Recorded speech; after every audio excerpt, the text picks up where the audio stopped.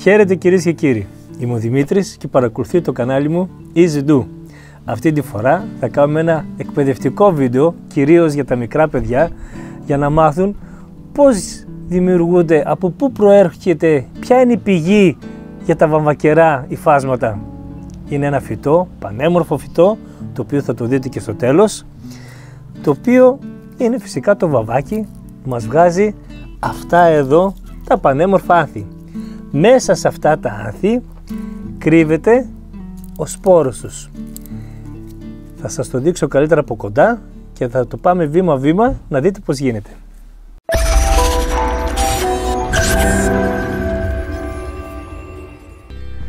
Αυτά εδώ είναι τα άνθη μας, όπως τα βλέπετε και από κοντά. Εδώ μέσα που σας είπα ότι κρύβεται ο σπόρος, κοιτάξτε πώς είναι. Τα ανοίγουμε, τραβάμε και εμφανίζεται. Τον βλέπετε?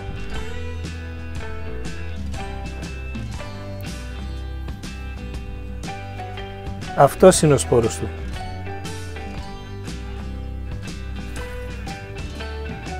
Νάτος. Είναι υπέροχος.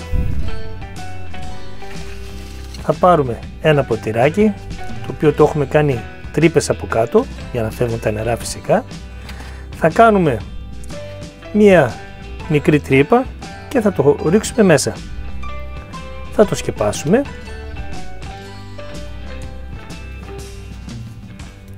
Και θα το ποτίσουμε καλά. Το πρώτο πότισμα πάντα να έχει άφθονο νερό. Θα το σκεπάσουμε ένα καπάκι, το δικό του το καπάκι, και από πάνω θα το κλείσουμε με ζελοτέιπ. Και έτσι έγινε ένα μίνι θερμοκήπιο. Και ας δούμε και τη συνέχεια. Έτσι, τόσο απλά γίνεται, πολύ εύκολα. Το χώμα που χρησιμοποίησα, πήρα ειδικό χώμα για σπορείο. Βέβαια το βαβάκι είναι ιδιαίτερα σκληρό φυτό, δεν έχει τόσο μεγάλες απαιτήσεις σε χώμα. Εγώ το έκανα για καλύτερα αποτελέσματα.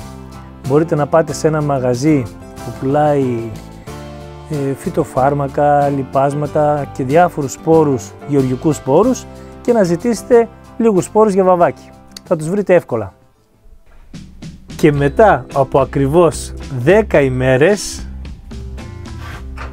βγήκε το βλασταράκι μας. Μια υπέροχη βαβακούλα. Βαβακιά. Τώρα, άσχετα που είναι τόσο μικρή, δεν πειράζει, θα τη μεταφυτεύσουμε σε αυτήν εδώ τη γλάστρα. Και ας σας φαίνεται μεγάλη, θα τη μεταφυτεύσουμε μια φορά και θα την αφήσουμε να αναπτυχθεί εδώ πέρα. Τι θα κάνουμε? Λοιπόν, έχω αυτό το ποτηράκι, θα πάρω ένα ολόιδιο και θα το βάλω εδώ στη μέση, θα σκάψουμε βαθιά και άμα χρειαστεί θα βγάλουμε και λίγο χώμα, το οποίο θα το ξαναπροσθέσουμε. Ωραία. Μπαίνει το ποτήρι στη μέση, ακριβώς εκεί που θέλουμε να φυτέψουμε το φυτό μας.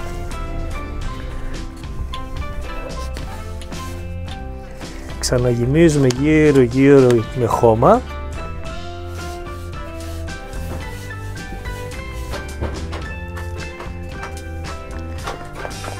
Πάρα πολύ ωραία. Πιέζουμε το χώμα και τελειώσαμε.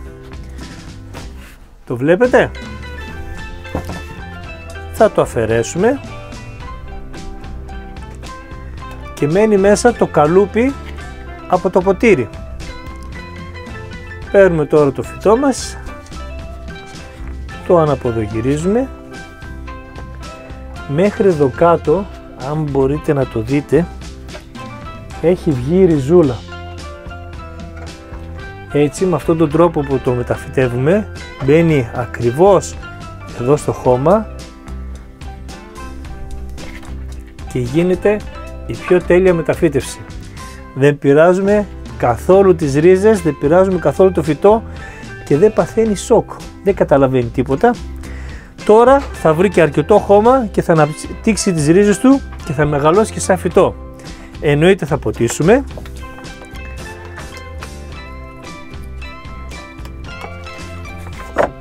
Και είμαστε έτοιμοι. Θα δείτε την ανάπτυξή του και θα εκπλαγείτε. Και πέρασαν 2 μήνες. Κοιτάξτε τι υπέροχο φυτό που έγινε. Το βλέπετε. Έτσι πως είναι, δεν σας πάει στο μυαλό ότι αυτό εδώ θα βγάλει βαμβάκι, αλλά πιστέψτε με, σε 3 μήνες ακόμα θα γίνει ένα υπέροχο φυτό, θα έχει μια πολύ καλή ανάπτυξη και θα βγάλει το πιο αγνό βαμβάκι που υπάρχει φυσικά. Ας περιμένουμε λίγους μήνες ακόμα, αξίζει τον κόπο, θα πρέπει να το προσέχουμε, να το ποτίζουμε και θα δούμε τι δώρο θα μας κάνει. Ας δούμε και τη συνέχεια. Αυτό είναι κάτι που πρέπει να σας το δείξω. Καταρχήν κοιτάξτε ανάπτυξη. Πόσο καλά πηγαίνει η βαμβακιά μας. Αλλά και κοιτάξτε ότι και η βαμβακιά είναι ένα φυτό όπως όλα τα υπόλοιπα φυσικά που έχει τα άνθη του. Τώρα αρχίζει και κλείνει. Ανθίζουνε, μαραίνονται, πέφτουν και μετά σιγά σιγά δημιουργείται το γνωστό μας βαμβάκι. Ήθελα να σας το δείξω. Δυστυχώς αυτή τη στιγμή δεν έχει παραπάνω άνθη, αλλά κάθε τόσο βγάζει. Είναι υπέροχο. Ανυπομονώ για τη συνέχεια. Και μετά από περίπου 5 ολόκληρους μήνες, κοιτάξτε τι υπέροχο φυτό που έγινε. Ορίστε. Είναι πανέμορφο. Πιστεύω ότι ειδικά τα μικρά παιδιά δεν γνωρίζουν ότι πολλά υφάσματα που χρησιμοποιούμε προέρχονται από αυτό εδώ το άνθος, γιατί στην ουσία είναι το άνθος. Κοιτάξτε. Εδώ είναι το μπουμπούκι. Εδώ είναι που ανοίγει το άνθος και εδώ μέσα είναι, όπως σας έδειξα και στην αρχή, κρύβονται μέσα οι σπόροι. Για να δούμε. Ορίστε. Εδώ είναι. Άτι. Τους βλέπετε? Εδώ. Αυτό ήταν. Κυρίες και κύριοι, ελπίζω να σας άρεσε.